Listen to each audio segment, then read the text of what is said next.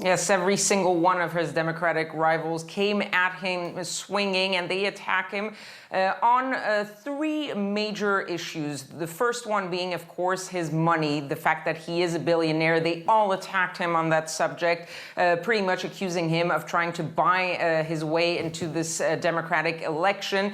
The other issue that he was attacked on was his support and implementation while he was mayor of New York of stop and frisk, that racist policy that targeted heavily the Black communities and Latino communities in New York, and the fact that he has apologized for it, but maybe not really the way he was supposed to. But really, the attack that stuck the most was the attack on his sexual harassment allegations and the gender inequality allegations in his company. And actually, it was Elizabeth Warren who was the biggest attacker on that subject, really grilling him on these non-disclosure agreements that he has signed with multiple women, saying that he should release those women from their NDAs and allow them to speak about their allegations of sexual harassment against him if he had nothing to hide. And that was really a point where Michael Bloomberg seemed unprepared and didn't really know how to respond. So he wasn't really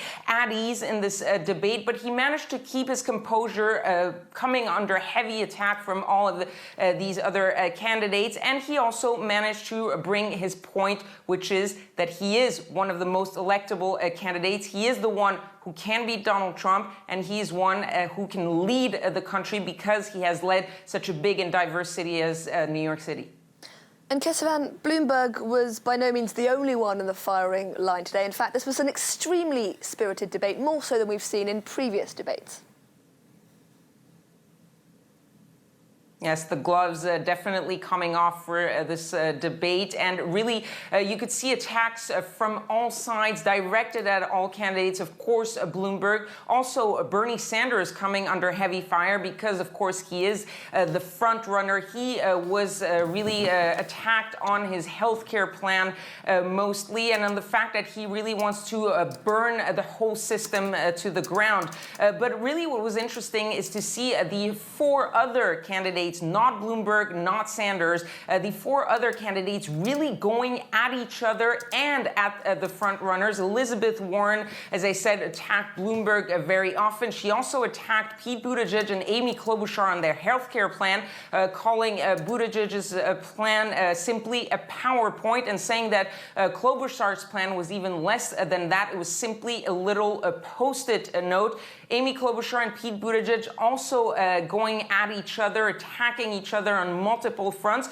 Joe Biden was actually one of those who didn't really suffer that many attacks.